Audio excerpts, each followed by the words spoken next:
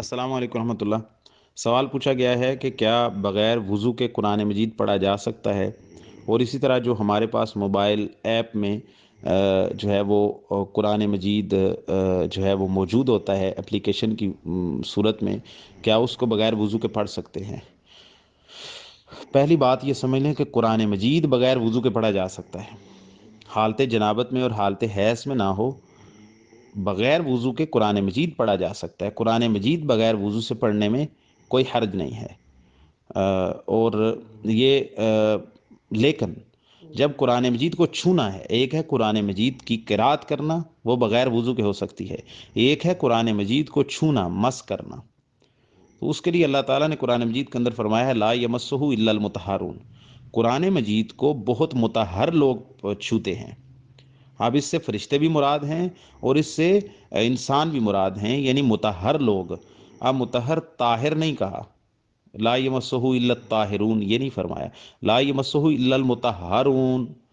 تو مطہر وہ ہے کہ جو حد سے اکبر سے بھی جو ہے وہ پاک ہو، طاہر ہو، اور حد سے اکبر سے بھی۔ حد سے اصغر یہ ہے کہ اس کا وضو جو ہے نا ٹوٹا ہوا نہ ہو، اور حد سے اکبر یہ ہے کہ وہ جنبی یا حیض والی عورت نہ ہو۔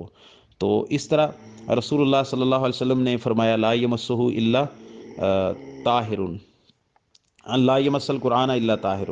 قرآن مجید کو طاہر آدمی چھوئے گا۔ اب طاہر یہاں سے طہارت کون سی مراد ہے؟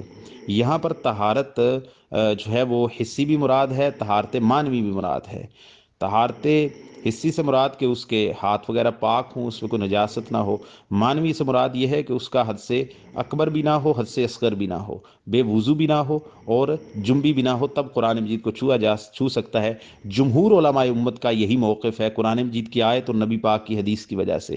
اور ہمارے علم میں نہیں ہے رسول اللہ صلی اللہ علیہ وسلم اور صحابہ اور خلفائے راشدین سے کہ ان میں سے کسی نے یہ فتویٰ دیا ہو، صحابہ اور خلفائے راشدین میں سے، کہ ایک بے وضو شخص قرآن مجید کو چھو سکتا ہے۔ ایسی کوئی مثال ان سے نہیں ملتی۔ تو قرآن و سنت کے معانی کو ان کے اصل پر رکھنا چاہیے، اس میں ادھر ادھر تعویل نہیں کرنی چاہیے۔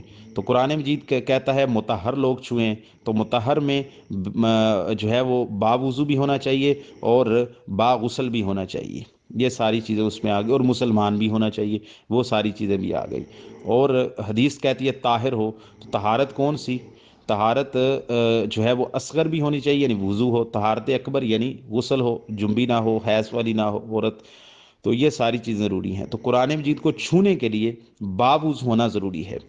اچھا، اگر موبائل ایپ ہے تو موبائل ایپ میں جو آپ کے پاس اپلیکیشن ہوتی ہے جس میں قرآن مجید آپ کے سامنے آتا ہے، تو وہ قرآن مجید مصحف نہیں ہے۔ یہ بات سمجھ لیں، مصحف کو نہیں چھو سکتے۔ وہ تو آپ سکرین کو چھو رہے ہیں نا، آپ تو سکرین کو سکرول کر رہے ہیں تو وہ اگلے صفحات آتے جا رہے ہیں۔ وہ آپ کے پاس ایک ڈیجیٹل جو ہے وہ اپلیکیشن موجود ہے، حصی طور پر یعنی فزیکلی طور پر اس کا کوئی وجود نہیں ہے، صرف وہ آپ کے پاس لکھے ہوئے الفاظ ایک اپلیکیشن کی صورت میں آ رہے ہیں جو ایک سہولت ہے۔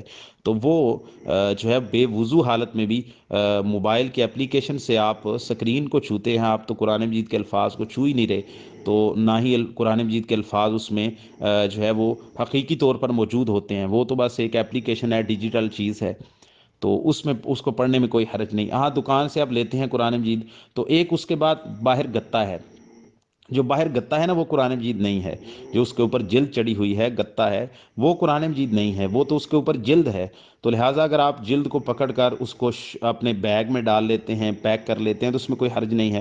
لیکن اگر آپ قرآن مجید کے الفاظ جن اوراق پہ لکھے ہوئے ہیں جب ان کو آپ پکڑتے ہیں تو وہ قرآن مجید کو مس کرنے میں آتا ہے، قرآن مجید کو لمس کرنے میں آتا ہے، لہٰذا آپ اس میں پھر احتیاط برتیں، یا پھر کسی کپڑے سے، چادر سے آپ ان کو پکڑ لیں، یہی احتیاط ہے۔ ہاں، میں یہ بھی بتا دوں، بہت سارے علماء یہ کہتے ہیں کہ بغیر وضو قرآن مجید کو چھوا جا سکتا ہے، لیکن ان کا مسئلہ ہمیں ڈھیلا معلوم ہوتا ہے، یہ احتیاط کے خلاف ہے۔ السلام علیکم ورحمۃ اللہ۔